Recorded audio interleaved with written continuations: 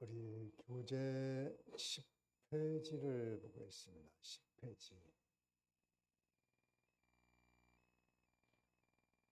10페이지 5번.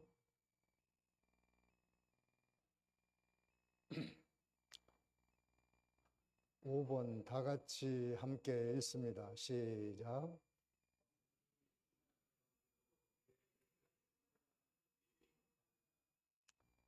예. 충만함을 받고도 왜 느끼지 못하는가? 이것을 증거하기 전에 좀 복습을 조금 하고 넘어가야 되겠습니다. 우리는 들을 때는 이해가 돼도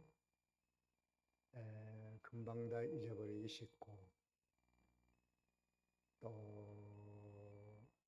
다른 정보들이 많이 시야에 들어오고 또 많은 일들을 해야 되기 때문에 은혜 받은 것을 잊어버리기 쉽습니다. 그러나 우리가 꼭 기억해야 될 것은 기억해야 되고 또 반복이 중요합니다. 반복. 계속 반복하는 거예요. 반복될 때에 그 뭐 아는 거 아닌가, 배운 거 아닌가, 들은 거 아닌가 그렇게 하고 넘어가기 쉽습니다. 실제로는 자기에게 효력도 없고 그대로 하지도 못하는데 아는데 뭐 이렇게 갑니다. 그게 사단이 하는 방법입니다. 그래서 우리는 반복하면서 내 것이 되고 생각이 바뀌고 삶이 바뀌는 그것이 또 습관이 되는 더 나아가서 무의식적으로 그렇게 할 수 있는 사람이 되기까지 반복 훈련을 해야 됩니다.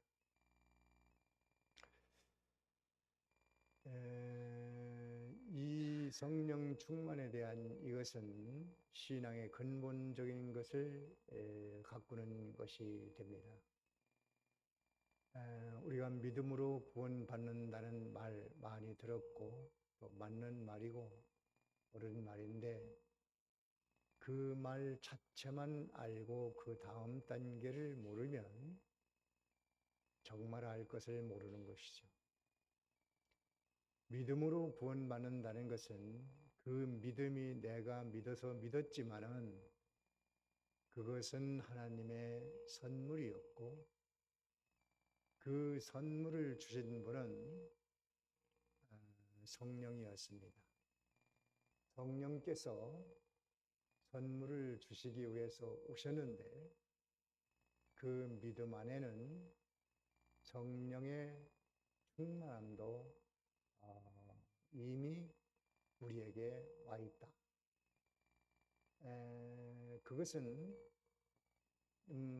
좀 확신 있게 가르치기 위해서 예수님께서 세례 받으시고 성령 충만하셨다 하는 사건으로 우리에게 더 정확한 확신을 주셨습니다. 예수님이 세례 받으시고 성령의 충만함을 받았다는 것은 모형 사건입니다. 물론 대속이 먼저입니다. 그런데 우리도 성령의 세례를 받으면 성령의 충만은 거기에 함께 있는 것입니다. 성령의 인치심이나 성령의 세례는 같은 말이고 또 그 성령 세례를 받은 확실한 증거를 갖는 것이 중요합니다. 바로 예수를 믿었다는 것은 성령의 인치심을 받은 것이고 성령의 세례를 받은 것입니다. 자꾸 사람들은 무슨 증거를 찾으려고 하는 것 때문에 거기에 대한 확신을 못 갖습니다. 증거를 찾으려고 하지 말고 이미 받은 증거를 인정해야 됩니다. 바로 믿음입니다. 믿음을 받은 것은 성령의 세례를 받은 것입니다. 믿음을 가졌다면 무엇을 받은 증거예요? 성령 세례를 받았다. 성령의 인침을 받았다. 뭐 인침을 받는다니까 그 전에 어떤 사람은 또 무슨 불도장을 받아야 된다 해가지고 이마에다 무슨 표를 내주고 뭐 그랬다는 사람도 있는데 그거 다 장난하는 거예요. 모르면 별짓 다 합니다. 그래서 우리는 성령 세례 받으면 뜨겁다는데 뭐 뒤집어진다는데 미쳐버린다는데 뭐 그런 걸 귀담아 들을 필요 없습니다. 다 표준은 아닙니다. 가장 중요한 표준은 믿지 않던 내가 믿고 있는 거예요. 이미 성령 세례를 받았기 때문에 믿어지는 겁니다. 성경이 하나님 말씀으로 믿어지고 또 하나님께서 살아서 역사하는 것도 믿어지고 또 말씀이 은혜가 되고 하나님 앞에 바로 하지 못하면 두렵기도 하고 또 순종했을 때 좋은 일도 있고 여러 가지 증거들은 있지만 근본적으로 믿어지는 거예요. 인정할 수 있는 거예요. 하나님께 대한 의식이 생긴 거예요. 그런 사람은 이미 세례를 받았고 성령 세례를 받았고 인침을 받은 겁니다.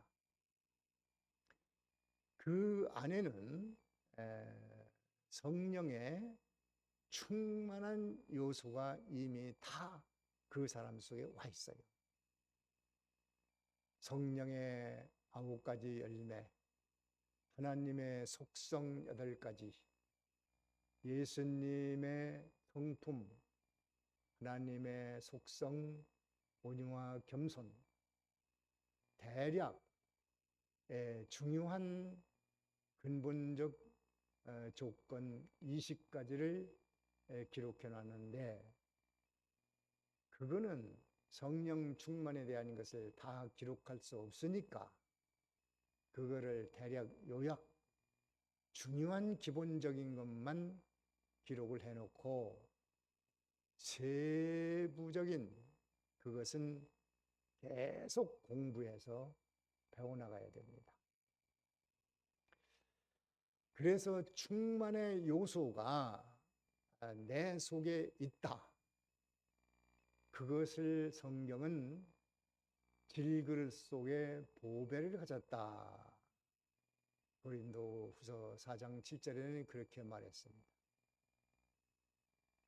그것이 어디에 들어있냐면 믿음에 들어있기 때문에 베드로후서 1장 1절에는 믿음이 보배라 그랬어요.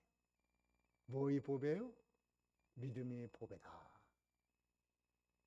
그 질그릇 속에 믿음이 있고 그 믿음 안에 성령의 충만한 요소가 내 안에 있다.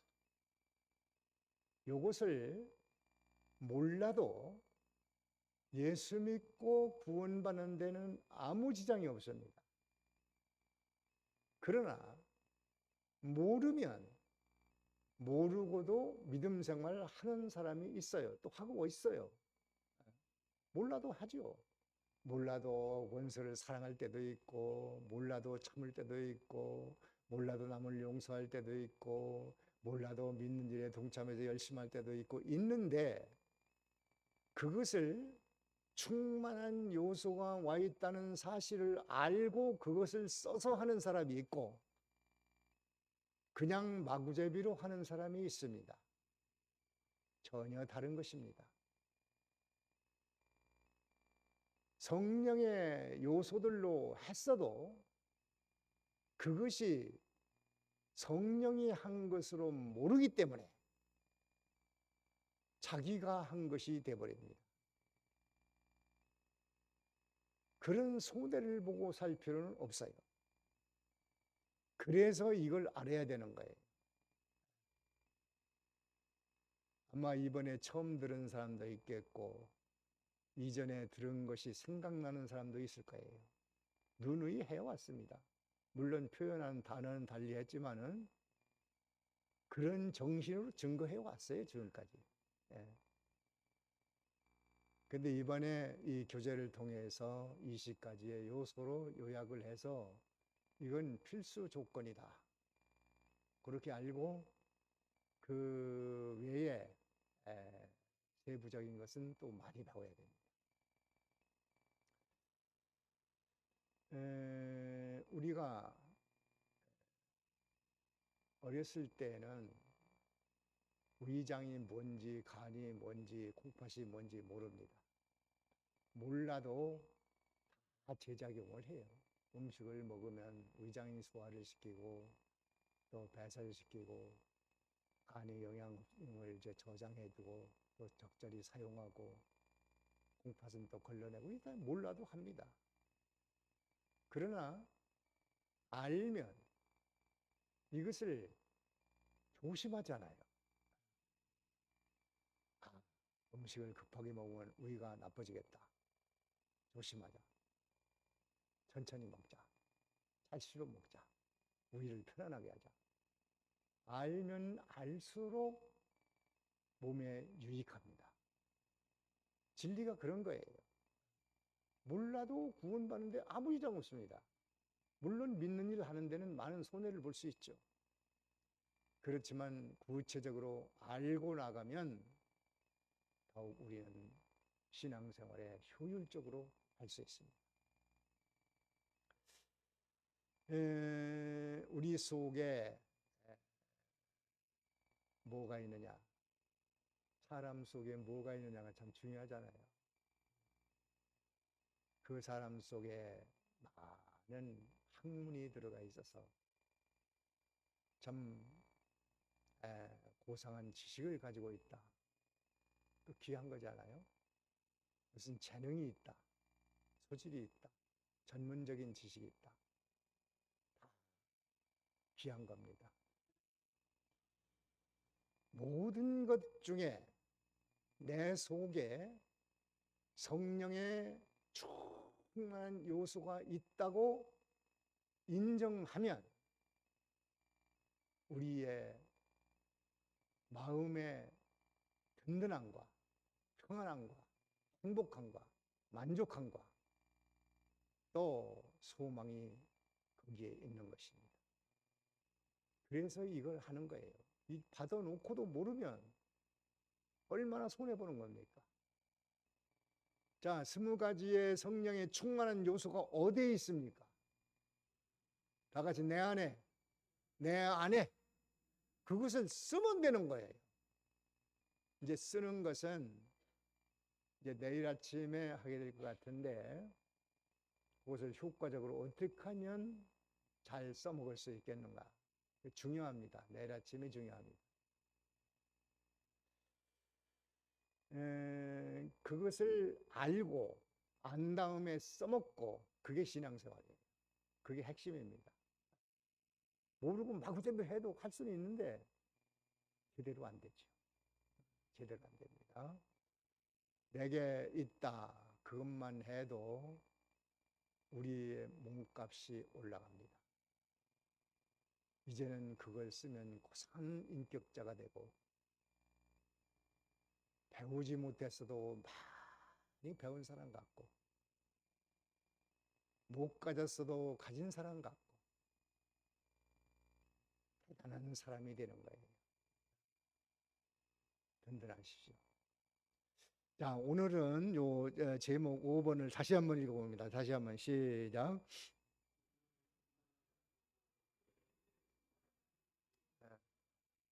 이제 충만함을 받았는데, 보배를 간직했는데, 자꾸 성령 충만 좀 받아야 되는데, 충만 받아야 되는데, 어떤 사람은 충만히 받았다는데 나는 왜 안 받았지? 이렇게 하다가 이단에도 빠지고, 이상한 데 빠지고, 이상한 사람이 되어버립니다. 그래서 충만한 요소를 받은 것과 충만한 삶을 알아야 돼요. 그래서 거기 1번을, 작은 1번을 읽어봅니다. 작은 1번, 시작. 예. 성령의 충만함에 대한 지식 부족이에요, 지식 부족. 그래서 성령의 충만한 것이 무엇을 말하는 것인가? 충만한 요소는 무엇인가? 충만한 삶이라는 것은 무엇인가를 알아야 됩니다. 그래서 이걸 하는 것이죠. 그 다음에 12페이지에 가서 2번, 작은 2번을 읽고 생각합니다. 작은 2번 시작.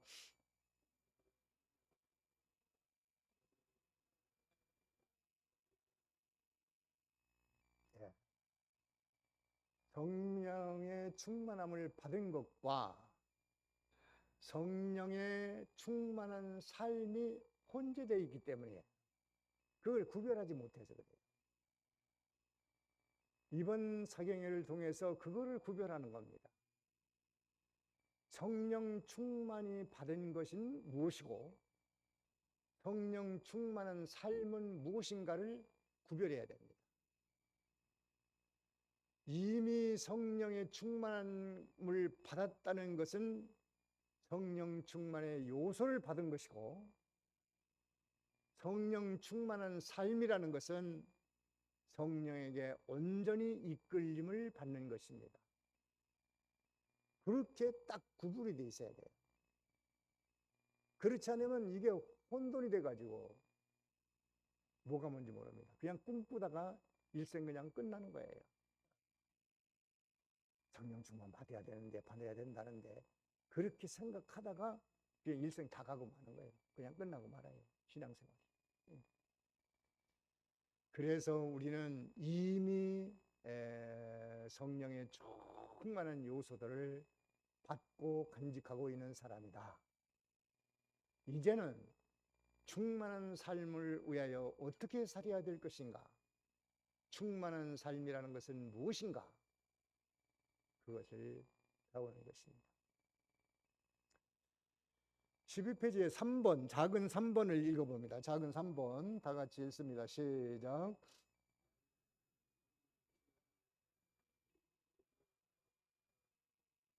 예.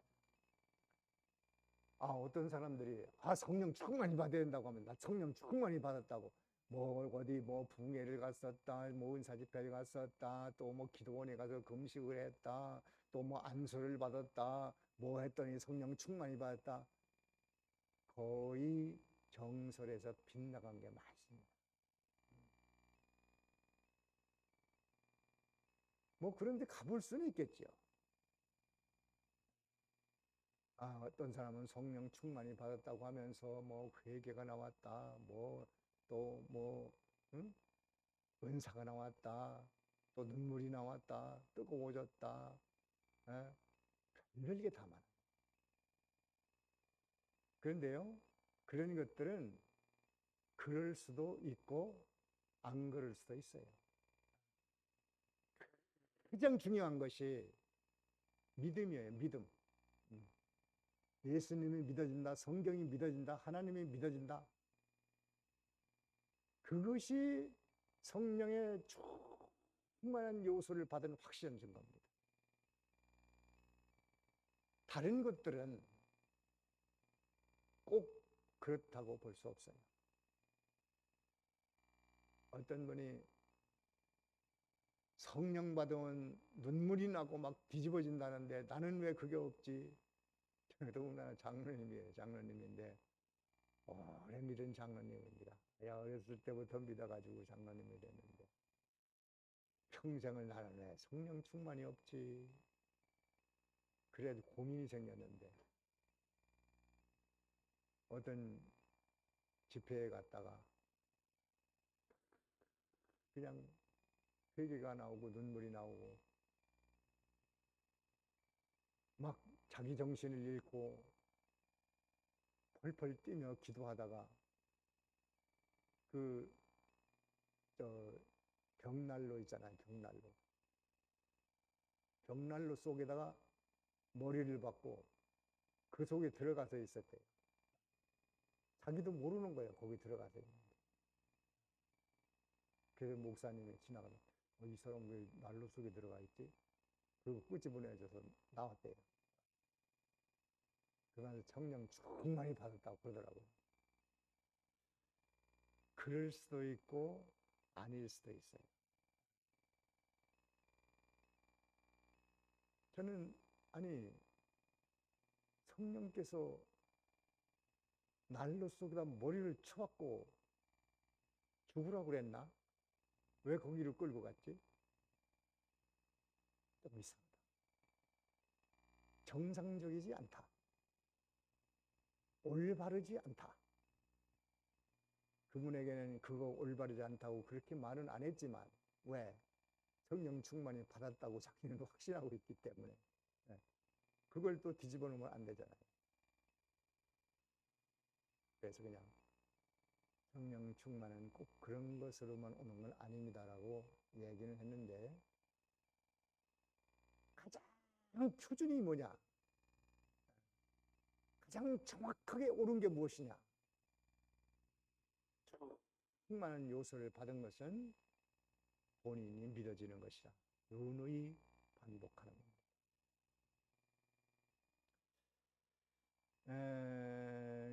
그 증거라고 하는 것은 사람마다 다 다릅니다. 거기 사도행전 경구가 나왔죠? 17장에 사도행전 나와 있죠? 17장 31절입니다. 한번 다 같이 읽어봅니다. 성경 다 같이 시작.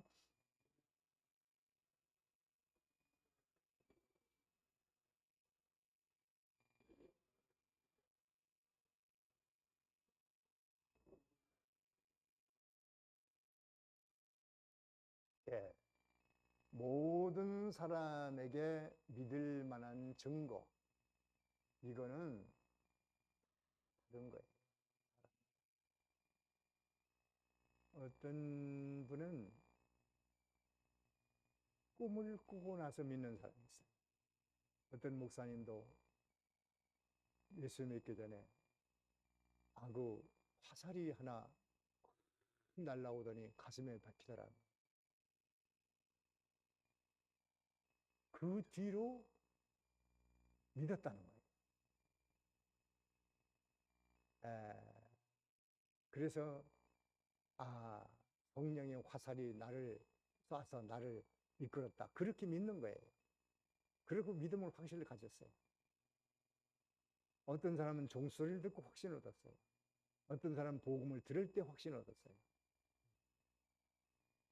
어떤 사람은 또 환상을 봤다는 사람도 있어요.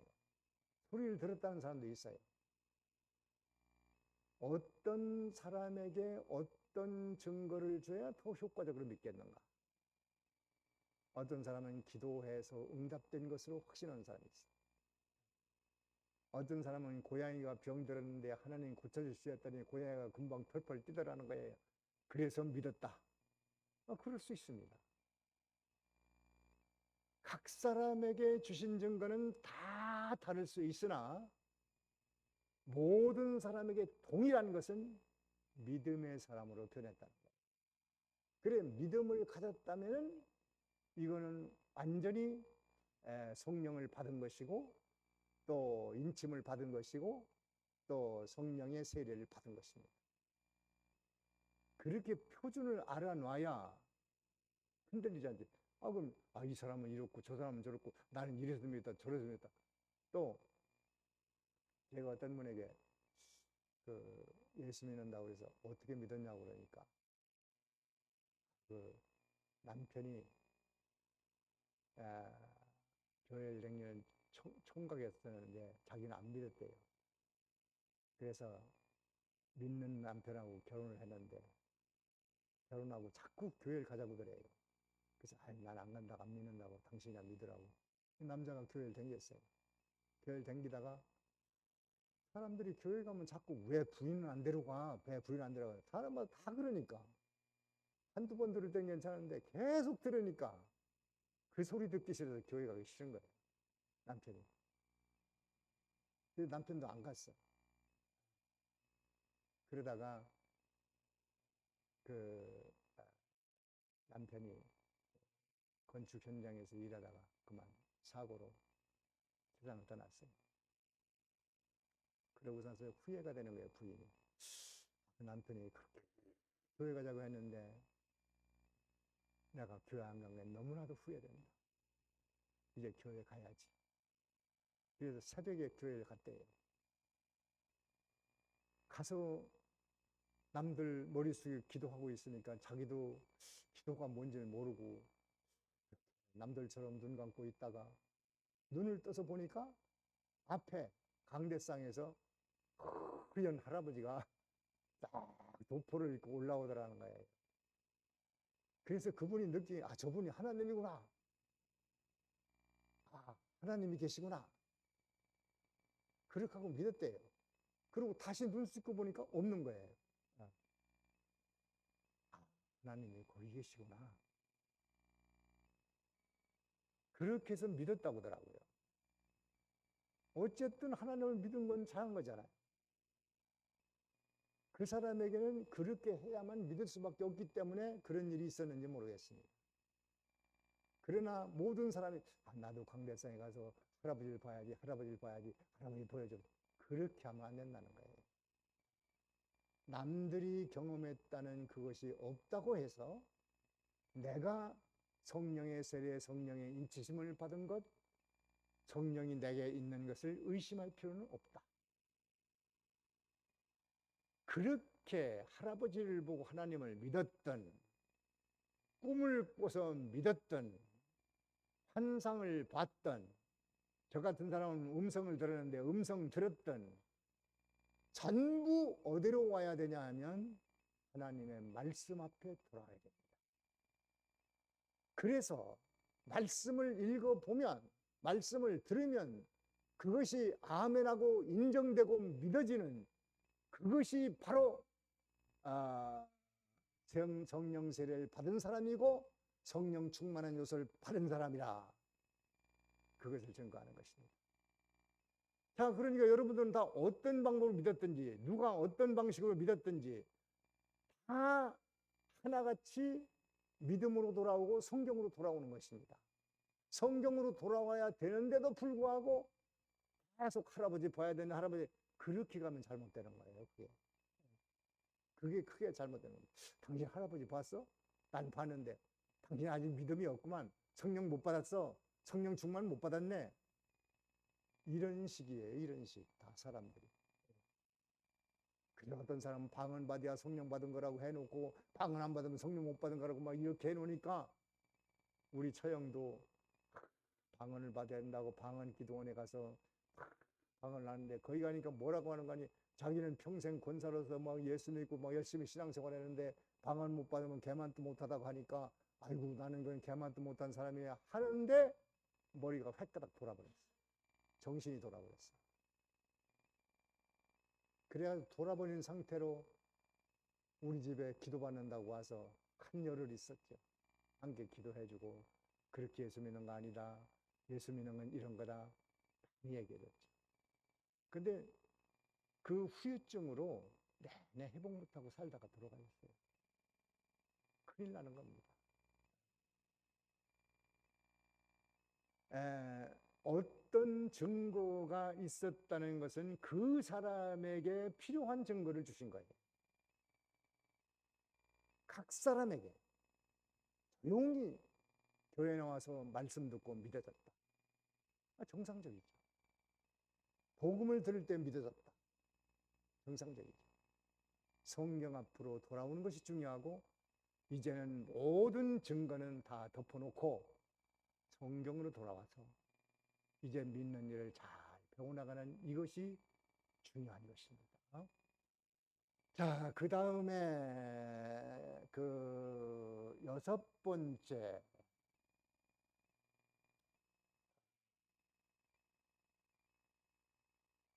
거기가 몇 페이지입니까? 11페이지 맞죠? 11페이지. 자, 6번째 읽습니다. 다 같이 시작.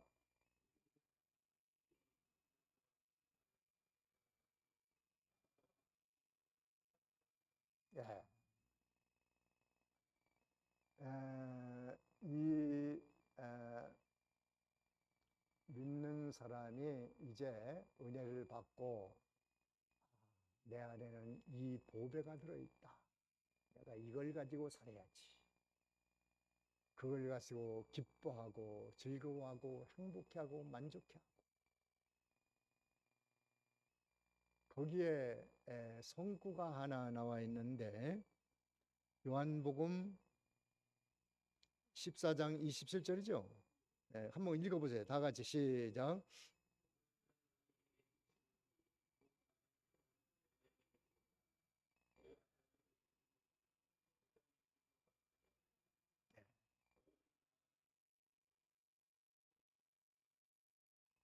이 주님이 주신 평안, 주님이 주신 기쁨, 이 평안 안에는 행복, 기쁨, 만족, 이런 것들이 있는데 무슨 근거가 있어야 되지 않습니까?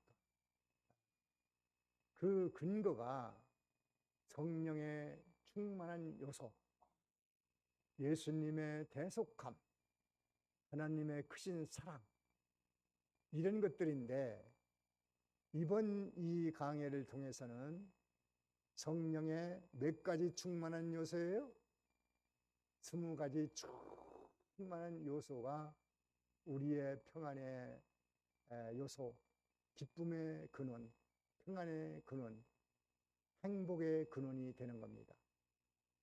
성령의 사랑, 기락, 화평, 오래 참음, 자비, 양선, 충성, 오는 절제, 이것이 내 안에 있다. 기쁨의 요소입니다. 그것을 이제 쓰면 되겠구나. 돈을 줬으면 이제 쓰면 되잖아요. 돈 가지고 쓰지 못하면. 제가 실명하기 전에 그런 선배 하나가 있었어요. 뭐 돈을 한 뭉탱이 가지고 댕겨요. 겨울에도 코트 주머니에 그게 있어요. 그리고 돈을 안 써요.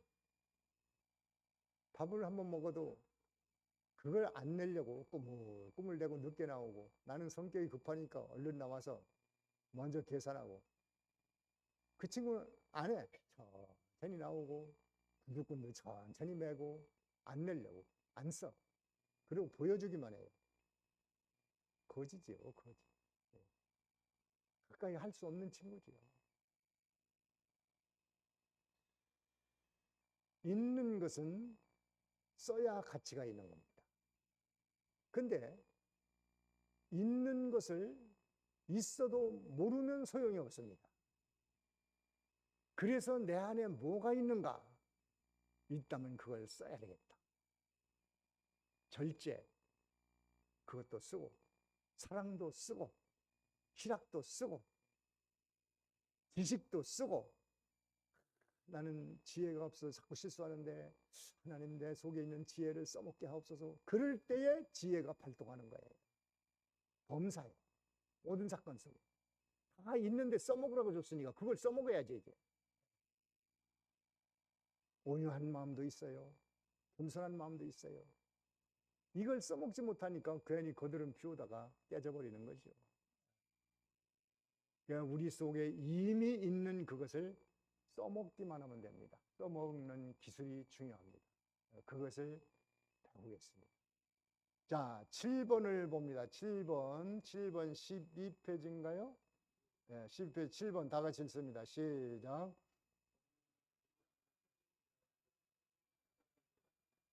네, 사단의 역사는요, 참 간교합니다. 사단의 역사는 은혜 받고 나서요, 은혜 받을 때는 은혜 받았다, 아멘, 감사합니다, 기쁩니다, 은혜 받았습니다, 이렇게 하다가 조금 지나면 기억 속에서 다 사라집니다.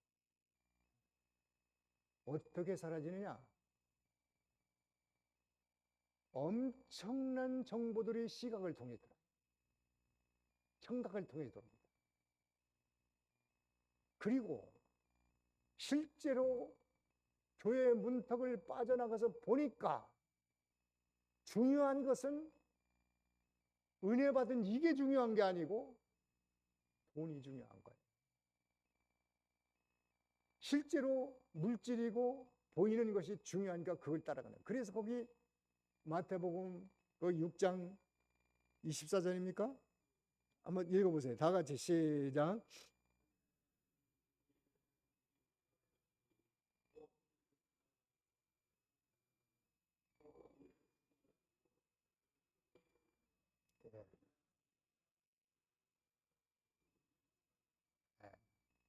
하나님과 재물을 겸하여 섬길 수 없다. 이 말은 무슨 말이냐면 말세에 배금주의, 물질 우상, 돈이 뭐 없어도 된다, 죄악이다 그런 얘기 하는 게 아니에요. 필요합니다. 그런데 하나님보다도 은혜 받는 것보다도 그것이 더 소중해서 은혜 받은 것을 잃어버리게 한다면 그 재물로 인한 화를 당하고 있는 거예요. 그것을 말하고 있는 겁니다. 성경이. 그 외에도 사단의 역사는 엄청난 역사를 해서 그래 은혜 받는 거는 소중히 받아야지 받아라 받고 그렇지만 너 삶의 현실에 나가면 그게 아니잖아. 어떻게 은혜 가지고 살 수 있어? 그것이 돈 벌게 해준대? 이렇게 해가지고 그만 은혜가 아무것도 아닌 것으로 만들어버립니다. 또 야 뭐 다 성경에 있는 얘기야. 그 다 성경에 있는 얘기지 뭐. 그걸 뭘 또 뭐 또 들어야 돼? 이렇게 해버립니다. 무가치하게 만들어 놓습니다. 성령의 요소 뭐다? 그래 아는 건 알아야지. 그런데 뭐 그게 뭐 그렇게 중요한 거야? 실제로는 이게 더 중요하잖아. 이렇게 갑니다. 그래서 은혜 다 털어먹고 또 요즘 막 휴대폰이 있으니까요. 이게 적입니다. 적. 거기에는 엄청난 정보들이 있잖아요.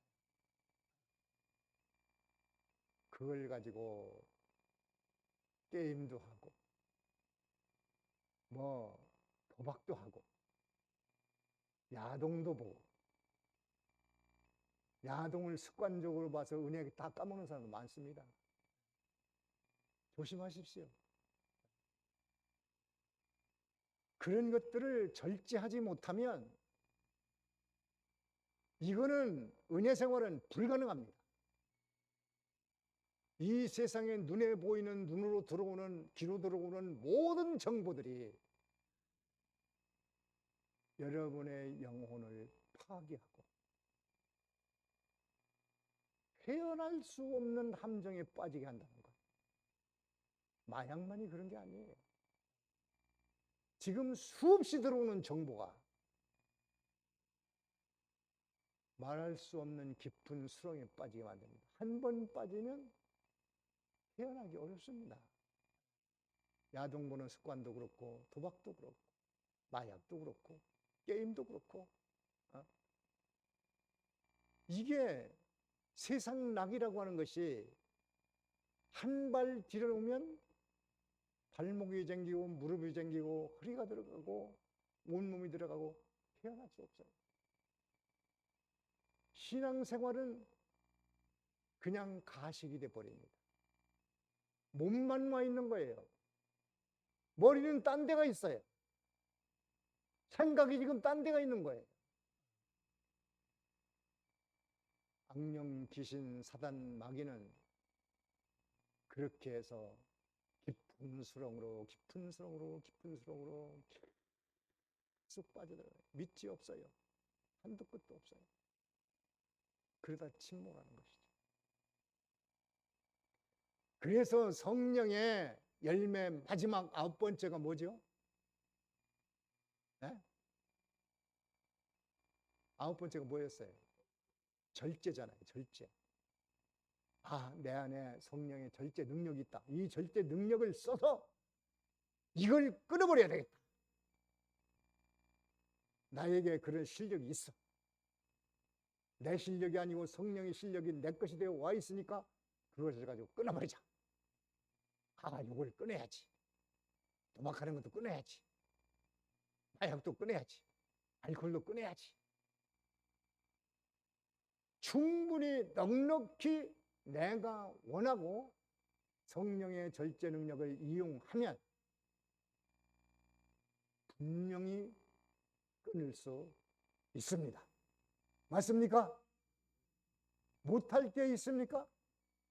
못할 게 뭐예요?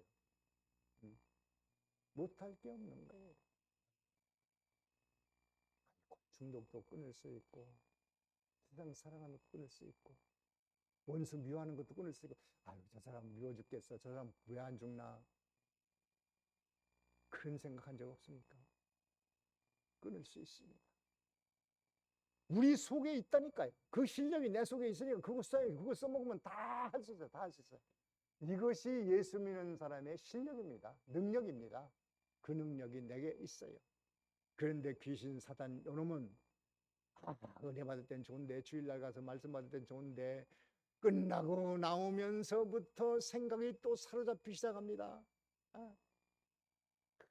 목사님 말씀은 그래, 옳은 말씀이야. 다 옳은 말씀이고, 다 늘상 하시는 말씀이고, 성경이고, 다 그렇지. 그것을 중요한 것으로 기억하지 못하게 하고 그 은혜의 가치를 축소시키고 격화시키고 무시해버리고 기억 속에서 지워버립니다. 성경이 다 있어요. 그런 얘기가. 네. 말씀으로 받지만은 돌짝밭, 가시밭, 네. 길바닥. 말씀을 받기는 받은데 조금 있다 다 와서 다 주워먹고, 새들이 마귀가 주워먹고 다 주워먹고 그렇게 된다는 거예요. 옥토는 4분의 1밖에 안 돼. 거기서 말씀 열매를 맺는 건 4분의 1. 그거를 조심해야 됩니다. 그래서 여기 그 베드로전서 5장 8절 9절 성구가 나와 있죠? 예, 거기 한번 읽어봅니다. 우리 마지막으로 읽습니다. 시작.